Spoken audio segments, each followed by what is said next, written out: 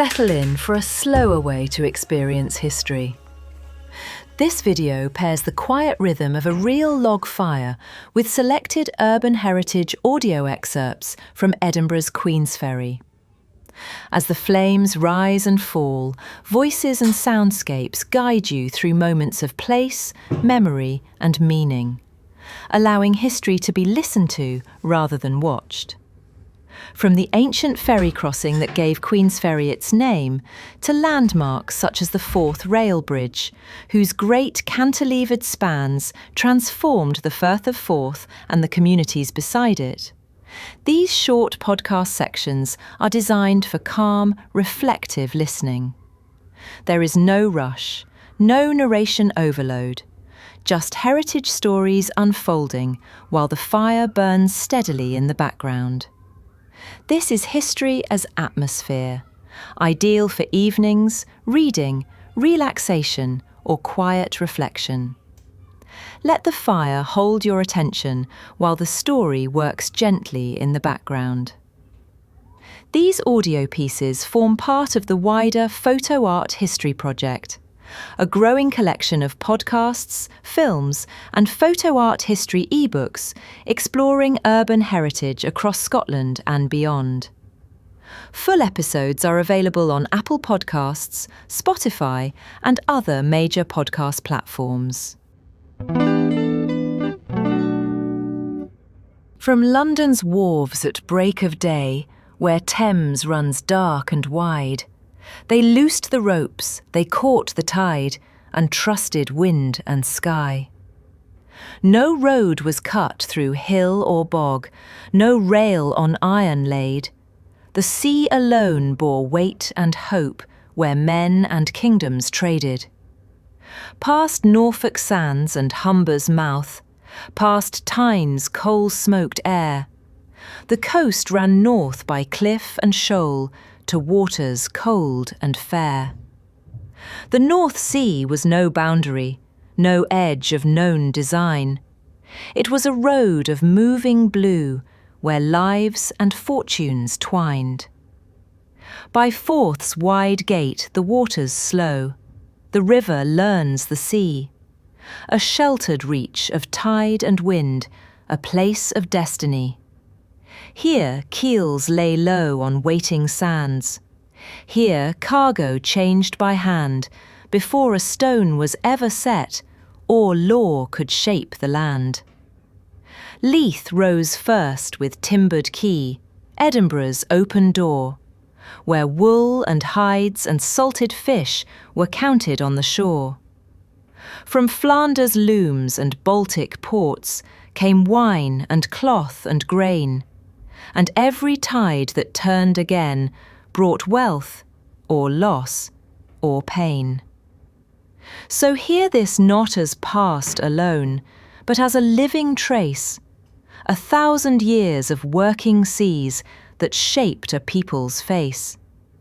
From London's reach to Aberdeen, from Stirling to the Main, the water holds what land forgets, and gives it back again. Before there were borders drawn with ink, before maps were coloured by kings, before roads cut scars across the land, there was water. The sea was Britain's first road, not straight, not obedient, but dependable in its own way. From London, where the Thames breathes with the tide, to the far harbours of Scotland's east coast, generations learned to read the water, as others read stone, or soil, wind, cloud, swell, and current. These became a shared language, understood without writing, passed hand to hand, deck to deck.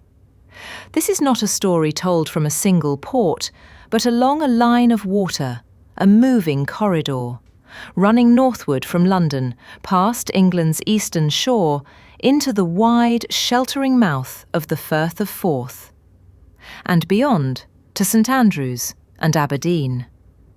It is a story of working seas, of ordinary hands, of vessels that carried not only cargo, but memory. The North Sea was not feared as an edge of the world. It was understood as a shared space, a working environment linking the east coast of Britain with Scandinavia and the Low Countries. Norse traders, Anglo-Saxons, and early Scots all used the same routes, sometimes peacefully, sometimes not. Into this world opened the Firth of Forth. Wide, shallow at its margins, deepening toward the sea, it offered shelter and access inland. Boats could push upriver until the water narrowed and shallowed, carrying goods far beyond the reach of tides elsewhere. Edinburgh was not yet the capital it would become, but its port, Leith, was already forming. Not as stone docks or cranes, but as a working shore, where cargo was lifted by hand, weighed by eye, and exchanged face to face. Further north, Aberdeen's early status as a royal borough signalled royal interest in maritime trade. St Andrews, a centre of faith and learning, depended on shipping for food, building materials, and the steady arrival of people and ideas. In these centuries, the sea did not belong to states. It belonged to those who knew it. Warehouses clustered near the shore. Money changed hands. The Firth of Forth became a working estuary, busy, noisy, crowded with sails. Where the water narrowed, Queensferry emerged, not primarily as a port, but as a crossing. Ferries carried people, animals, carts, and news across the Firth, binding the regions of Lothian and Fife together. Yet these ferries were part of the maritime economy too, feeding travellers into the coastal system. Further upriver still lay Stirling. Here, navigation faltered. Larger vessels could go no further. Cargoes were unloaded, transferred to carts, and hauled inland. Stirling became a hinge between sea and land, proof that maritime trade reached deep into Scotland's interior. This was the age when towns grew around water, not away from it. The Firth of Forth, with its access to Edinburgh, took on new military importance. Leith flourished, but under watch. Guns were mounted, walls strengthened. Smaller harbours continued their quieter work. Queensferry ferried passengers and goods, adapting to larger volumes without losing its traditional role. Port Edgar remained a service harbour, essential but understated, supporting the estuary's dense web of activity. Coal began to define the region's trade. Dug from seams inland, it was moved by cart to the shore, then shipped south. The sea carried Scotland's energy long before wires and pipes existed. In 1707, politics altered the tide. The Act of Union joined Scotland and England under one parliament. For shipping, the effect was profound. Scottish merchants gained access to English markets and colonial trade. Naval protection extended north. The coastal route from London to the Forth became part of a single commercial system. Its strength lay in continuity. It served the crossing as it always had, adapting to larger volumes rather than grand ambition. Port Edgar remained a harbour for working craft, a quiet, essential presence in the estuary. Further north, Aberdeen expanded its shipbuilding and trade. Its vessels earned a reputation for strength and speed, making the long run to London more efficient. The East Coast was now fully integrated into Britain's maritime economy. Steam arrived. No longer did ships wait on wind or tide. Paddle steamers cut across the Forth, connecting Scottish ports to London with unprecedented reliability. Coal traffic surged. The Forth darkened with smoke and industry. Leith became a hub of energy movement, feeding Britain's industrial heart. For the first time, the sea felt smaller. Journeys shortened. Schedules ruled. Modern war returned the Forth to strategy. At Rosyth, a naval dockyard was carved from the shore. Battleships anchored. Repair yards echoed with metal and urgency. During 2 world wars, the Forth became a place of assembly and departure. Convoys gathered, damage was repaired, loss was absorbed. Merchant sailors bore heavy cost, many never returned. Port Edgar served naval craft, Leith worked under blackout. The water carried war as it once carried wool. The estuary witnessed the passage of men, materials, and the tides of history. Even in conflict, continuity endured. Ferries still ran, docks still held ships, and the Forth remained a working artery. Peace changed the coast again. Containerisation, roads and air freight reduced traditional shipping. Some docks fell quiet. Others reinvented themselves. Leith became a modern bulk and cruise port. Rosyth shifted to repair, assembly and energy support. Port Edgar became a marina, leisure replacing labour. Queensferry became bridges. Yet beneath change, continuity remains. The Forth still fills and empties, still carries memory. This has never been only a story of ships. It is a story of how geography endures while purpose changes. From London's tidal reach to Aberdeen's open harbour. From Stirling's river edge to the North Sea beyond sight. The route persists. The sea remembers what land forgets. Discover breathtaking panoramic photo art, limited edition prints capturing the heart of Manchester Castlefield and Edinburgh Queensferry.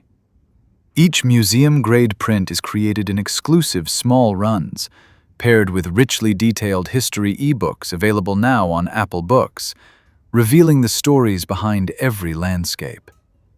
And now, explore those stories even further with the PhotoART History Podcast, season by season, episode by episode, bringing place, people, and past to life through sound.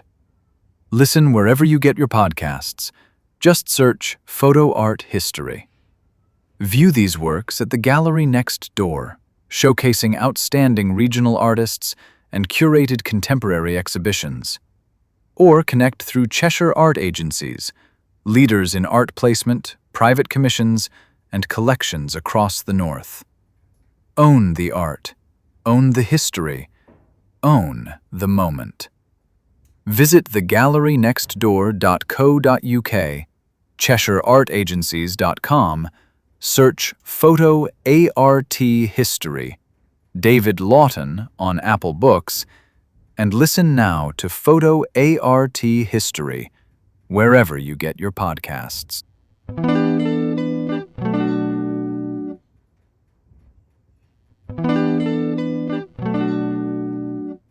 Settle in for a slower way to experience history. This video pairs the quiet rhythm of a real log fire with selected urban heritage audio excerpts from Edinburgh's Queensferry. As the flames rise and fall, voices and soundscapes guide you through moments of place, memory, and meaning, allowing history to be listened to rather than watched. From the ancient ferry crossing that gave Queensferry its name, to landmarks such as the Forth Rail Bridge, whose great cantilevered spans transformed the Firth of Forth and the communities beside it. These short podcast sections are designed for calm, reflective listening. There is no rush, no narration overload, just heritage stories unfolding while the fire burns steadily in the background. This is history as atmosphere, ideal for evenings, reading, relaxation, or quiet reflection. Let the fire hold your attention while the story works gently in the background. These audio pieces form part of the wider PhotoART History Project, a growing collection of podcasts, films, and PhotoART history ebooks exploring urban heritage across Scotland and beyond. Full episodes are available on Apple Podcasts, Spotify, and other major podcast platforms.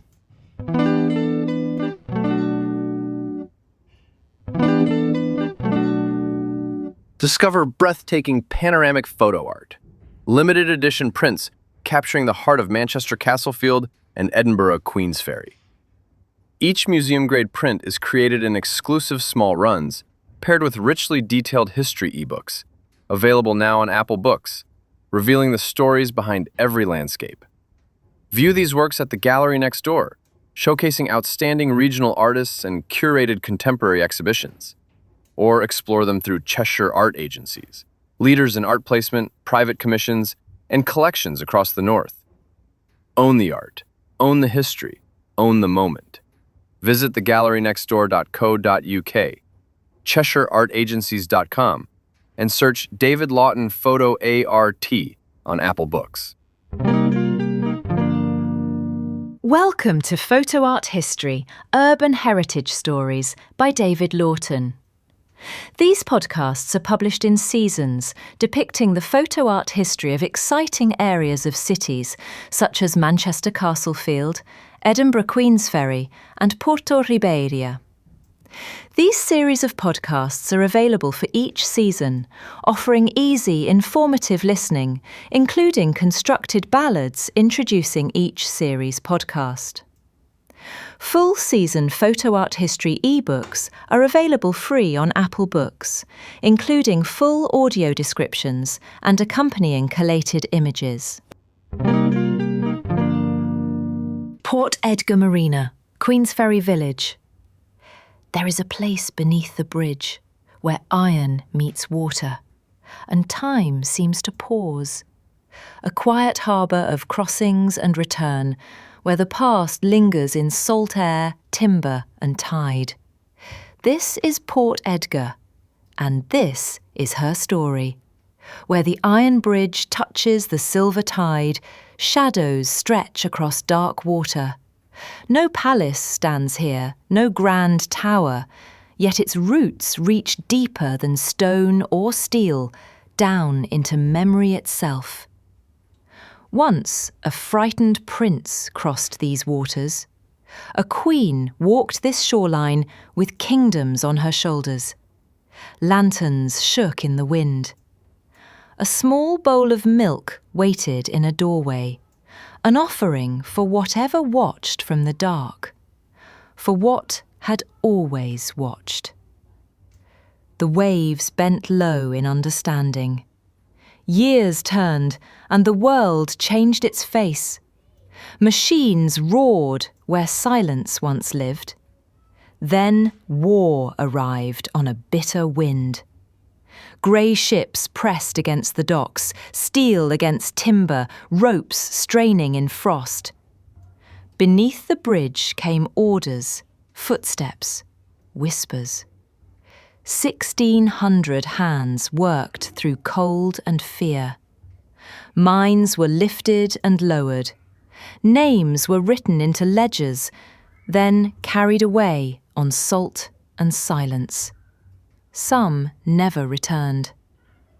Still the harbour endured. When the cannons quietened, gentler sounds returned. Wind in canvas, rigging singing, timber tapping softly on water. White sails replaced iron ones. Children ran where soldiers once stood. Laughter rose where commands once echoed. Tar, rope, and warm light replaced the scent of war. Hands that built for survival began to build for beauty again. Old timbers were restored. Windows glowed amber across the tide. Warm evenings brought music and voices. A new heart beat within an old frame. And when the world grows still, a small guardian moves beneath the bridge. A flicker of gold, a quiet watcher, keeping the memories we forget. She walks where past and present meet, where echoes cross the now. She is memory. She is whisper. Leave a drop of milk when the tide is low. Let your hand touch the water. Feel history beneath your feet. Listen to the hush under the bridge, because the Forth remembers. Port Edgar breathes. Port Edgar watches. Port Edgar waits. Still she remains. Still the bridge stands. Still the water whispers. And beneath iron and sky, Port Edgar remains. A living chronicle beneath the bridges. On the southern shore of the Firth of Forth, where the red lattice of the Forth Bridge and the white cables of the Queensferry crossing frame every horizon, Port Edgar Marina occupies a narrow shelf of land that has served Scotland for 1,000 years. From the landing of an exiled prince in 1067 to the arrival of a new private owner in October 2025, the site has never been merely a harbour. It is a threshold, a fortress, a playground, and, in the half-light between tides, the undisputed territory of a flame-bright ginger cat who has watched over every chapter. The story begins with Edgar Etheling, the last Anglo-Saxon heir, who came ashore here with his sister Margaret after the Norman conquest. Margaret founded the Pilgrim's Ferry that gave the village its name, Queensferry, and, according to fishermen who still leave saucers on the capstans, a small ginger kit walked off the boat with her and never left the southern shore. The bargain was struck then. While milk is poured and respect is shown, the crossing stays safe. For 8 centuries, Port Edgar remained a modest stone pier used by herring boats, colliers, and the Queensferry Passage ferry. King George IV stumbled down a temporary gangplank here in 1822 on his theatrical progress to Hopetoun House, the great Palladian seat of the Earls of Hopetoun, 2 miles west. By the 1850s, Royal Navy guard ships lay offshore, and the pier became their landing place. Then, in the urgent summer of 1916, everything changed. The Admiralty needed a destroyer base to protect Rosyth and the Grand Fleet anchorages. In months, the inlet filled with breakwaters, concrete hardstandings, and 8 long brick and slate sheds. HMS Lochinvar was commissioned in October 1916. 40 torpedo boat destroyers berthed alongside. The sheds rang with the clang of repairs and the shouts of stokers. In the Second World War, the same sheds trained thousands of minesweeper crews who kept the North Atlantic convoys alive. From 1948 until 1975, Port Edgar was the Navy's minesweeping trials establishment. When the last white ensign came down, the Ginger Cat, known to generations of sailors as Torpedo Kate, then Ginger Kate, was seen walking the empty jetties as if taking inventory. Civilian life arrived quickly. In 1978, Lothian Regional Council opened a 300-berth marina on the site. The sheds that once stored depth charges now held lasers and wayfarers. A tiny chandlery called Boatswain's Locker opened in Shed 3. A sailing school began in Shed 6. Edinburgh Leisure ran the place until 2014, when Cara and Russell Aitken took the lease and began a decade of steady investment. New pontoons, shore power, a travel lift, and a reputation that pushed annual berth occupancy to 98%. The Forth Bridges became a UNESCO World Heritage Site in 2015, and Port Edgar found itself directly beneath one of the world's great views. In May 2025, the long leasehold was offered for sale through Savills. By October, it belonged to West Coast Capital, Sir Tom Hunter's family office, for an undisclosed 8-figure sum. The new owners pledged to keep the name, protect the listed buildings, add 50 berths, build a proper yacht club and visitor centre called The Hub, and, in a distinctly 2025 flourish, install a floating sauna. The 8 Queensferry sheds remain the beating heart. They serve 2 masters in perfect balance. Recreation belongs to the water.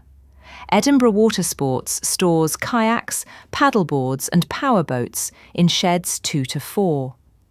The RYA Sailing Academy in Shed 6 teaches everyone from 8-year-olds to retired admirals. Sea Cadets, TS Queensferry, drill here twice a week and run free summer courses for local teenagers. Shed 7 hosts the big public events. The 10th Open Weekend in July 2025 drew 5,000 people for rig tying races, street food and lifeboat demonstrations. The nearby Queensferry RNLI station, Scotland's newest inshore unit, works hand in glove with the marina. Their D-class lifeboat is a frequent visitor, and joint safety days are now annual fixtures. Commerce lives in the western sheds. The boatyard operates from sheds 4 to 6, lifting, storing and repairing everything from day sailors to 50-foot ocean cruisers. The Port Edgar Chandlery began in 1980 as Bosun's Locker, a narrow shop selling warps and anti-fouling. By the 1990s, it had added brokerage and engine servicing. In 2016, it rebranded as Beacon Stores, expanded into clothing and gifts, and now fills 7,000 square feet with 5,000 product lines. 40% of its customers, staff say, are tourists who simply wander in for the bridge view. Above the chandlery, in the upper story of Shed 1, sits Scott's Restaurant and Bar. Buzzworks Holdings spent £2 million in 2017-18 converting a derelict loft into 200 nautical chic seats, with a terrace that looks straight up the Forth to all 3 bridges. It opened in September 2018, won design awards, weathered COVID with heated pods, and in 2025 still serves the best seafood within 20 miles. The ground floor of the same shed, empty since a previous pub closed in 2023, will reopen in 2026 as the Anchorage, a simpler alehouse. Hopetoun House watches over everything from its hill like a benevolent landlord.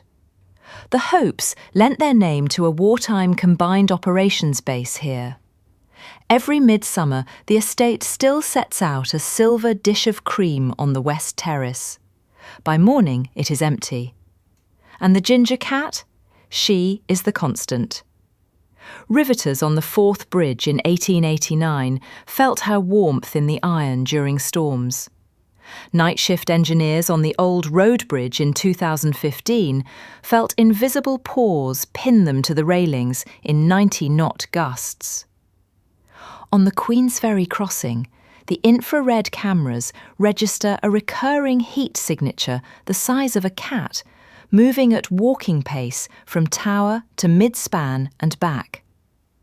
In November 2025, the crane driver lifting the first steel for the hub looked up and saw her balanced on the hook, tail curled, amber eyes reflecting the sunrise. When the crew reached the ground, there was only one warm ginger hair on the shackle. No one has ever taken a clear photograph, but the rules are well known. Tie a good bowline, leave a saucer of milk with a drop of whiskey in it. Slow down when the fog drops suddenly around the bridges.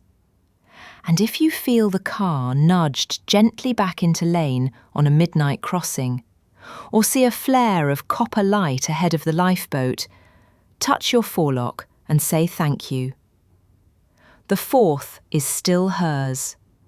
Port Edgar is still hers. As long as the milk is poured and the knots are sound, the bridges will stand, the boats will come home, and the ginger cat will walk the pontoons long after the last human light has gone out. Adjacent to Port Edgar can be found Queensferry village, the ancient crossing and its timeless harbour. Beneath the three great bridges that span the Firth of Forth, like the threads of fate woven by some ancient weaver, lies a village that has always been more than stone and salt water. South Queensferry, or simply Queensferry to those who know her best, clings to the southern shore with the stubborn grace of a limpet, its cobbled high street winding like a river from the old harbour rocks to the shadow of Dalmeny. This is no mere suburb of Edinburgh, 8 miles to the east.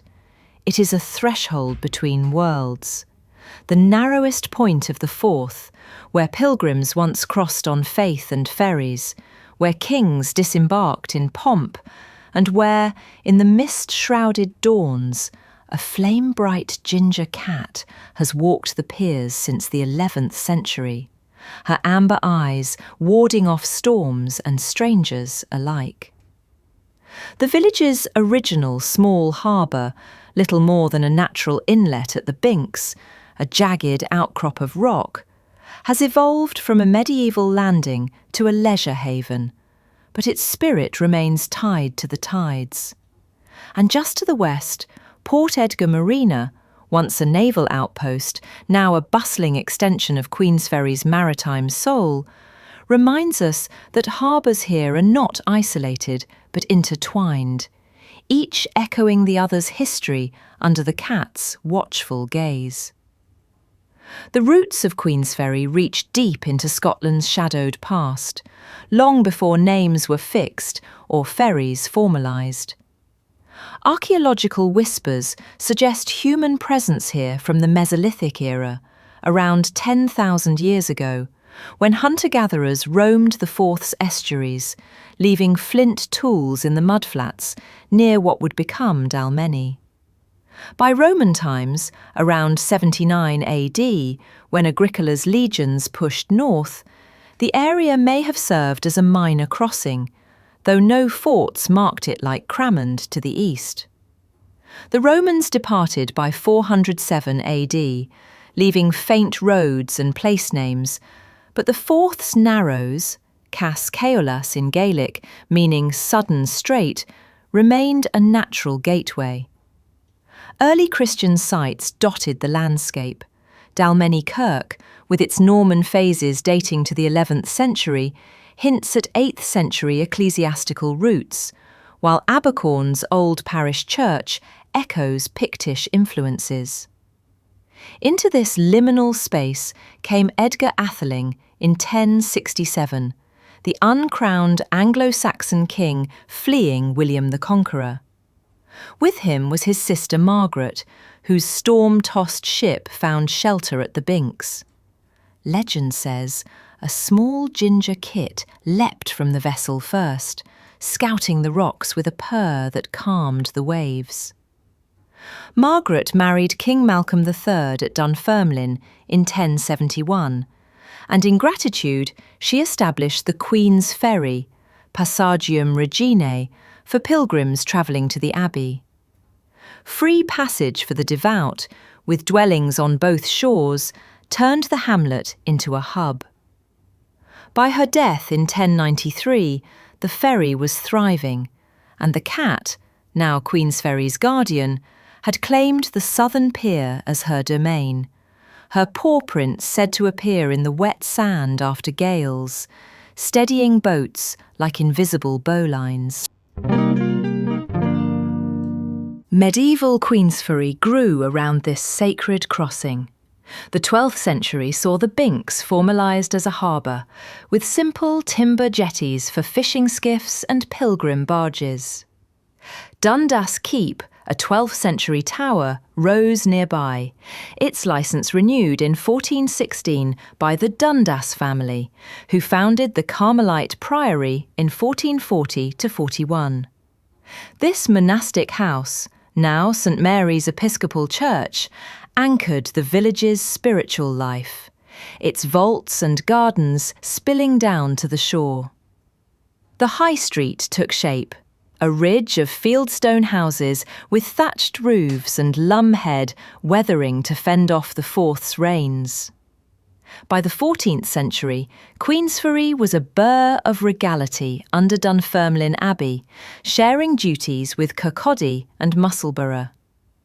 A 1364 charter from David II granted a weekly market and annual fair, swelling the population with traders. The harbour, still rudimentary, handled wool, salt and ale, but storms ravaged it. Timber piers splintered in 1690 to 1693, only to be rebuilt. The ginger cat's lore deepened. Fishermen claimed she curled on capstans during tempests, her warmth melting ice from rigging, ensuring herring fleets returned heavy laden. The 17th century brought prosperity and peril. Elevated to royal burgh in 1627 by Charles I, Queensferry became a free port, its harbour buzzing with European trade. Coal, wool and hides outbound, wine, silk, linen and timber inbound from Scandinavia and the Baltic. Merchants built substantial homes like Black Castle, 1626, and Plewlands House, 17th century, their vaults filled with goods.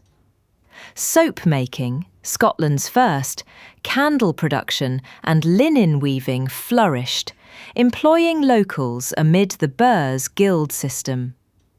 In 1636, the Old Kirk, now Queensferry Parish Church, separated from Dalmeny, its steeple a landmark for sailors. But turmoil shadowed success. The National Covenant of 1638 divided the nation, with Queensferry signing amid musket shortages. Covenanter conflicts spilled along the Forth in 1644 to 1646, and Minister Ephraim Melville's witch hunts executed 8 women in the 1650s.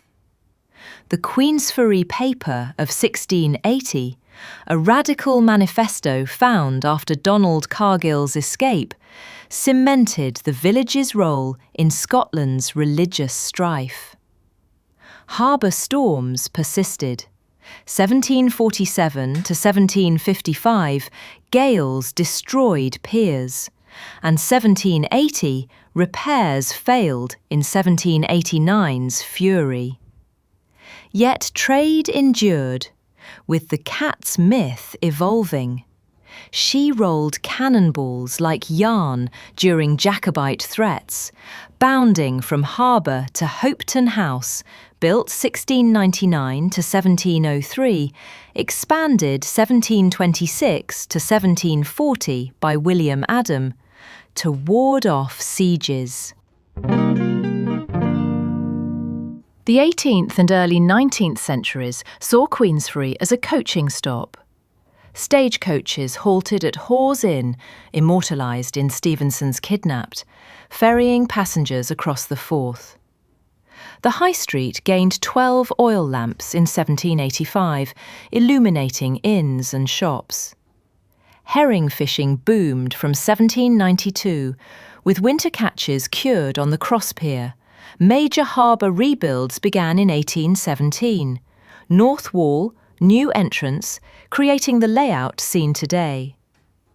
Industrial stirrings included distilling and shale oil extraction from the 1850s, with workers' rows at the glebe. The railway arrived in 1866, extending from Ratho to Dalmeny, Hawes and Port Edgar, tying the village's original harbour to its western neighbour. Port Edgar, then a modest inlet, gained relevance as an extension of Queensferry's maritime reach, handling overflow trade. The Forth Rail Bridge's construction, 1883 to 1890, transformed everything. 5,000 workers flooded the village, boosting pubs and shops. The ginger cat paced the girders, her copper shadow warming rivets in storms. 4 ember prints burned into the steel to hold it firm. Victorian Queensferry blended grit and grandeur. The bridge opened in 1890, its cantilever span a wonder. But the ferry persisted, managed by an 1810 Board of Trustees. Populations swelled, 1,500 by mid-century, with sanitation lagging. Middens lingered into the 1800s. Estates like Dalmeny House, home to Earls of Rosebery, and Dundas Castle overlooked the village, their lords influencing trade. Shale oil peaked in the 1920s, bings scarring the landscape. But Scottish Oils Company shaped early global petroleum, linking to British Petroleum's roots.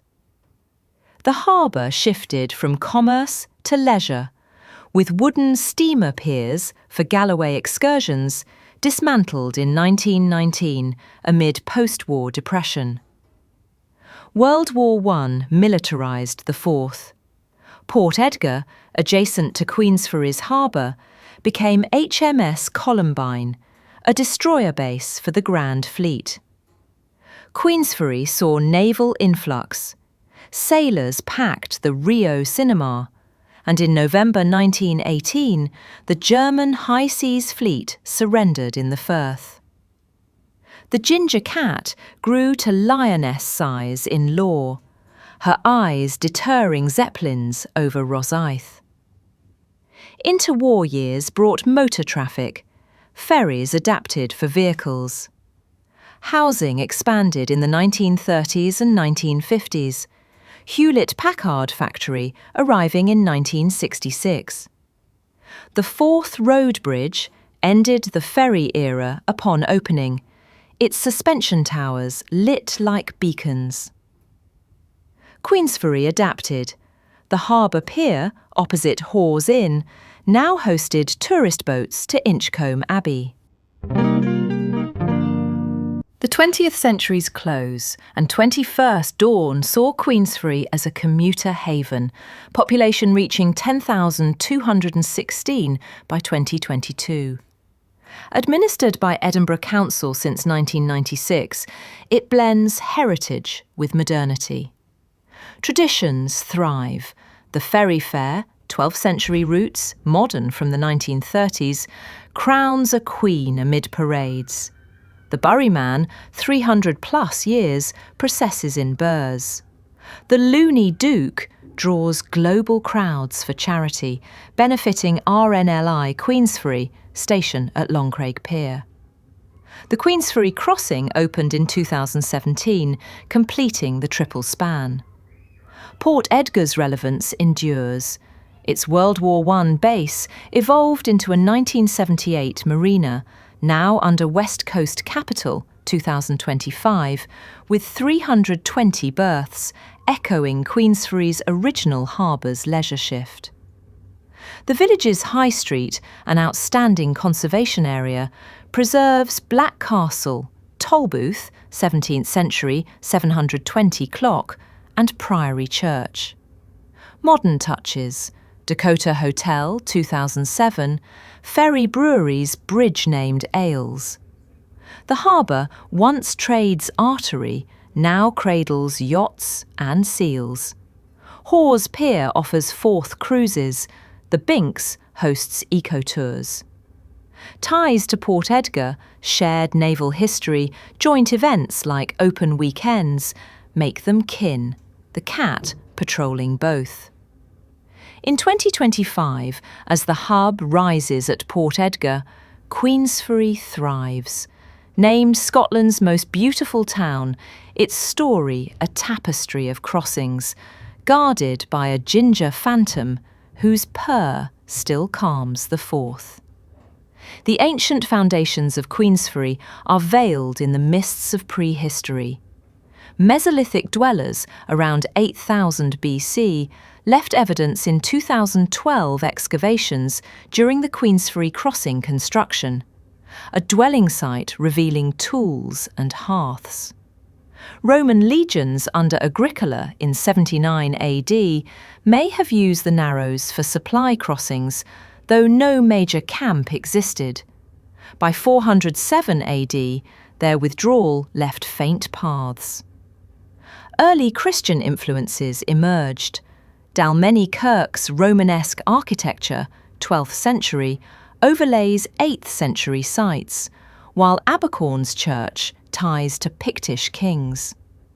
The Forth's tides shaped life: mudflats for foraging, seals for hunting. Edgar's 1067 landing marked a pivot. Margaret's ferry, free for pilgrims, spurred growth. Hovels clustered at the Binks, storms battering timber landings. By 1093, her death sanctified the passage, pilgrims swelling the hamlet. The ginger cat's first tales. She guided Margaret's ship, her purr quelling waves, becoming the village's talisman. Produced by PhotoART History, Urban Heritage Stories, this podcast is part of a series of 12 podcasts from Season 1, Queensferry, Edinburgh.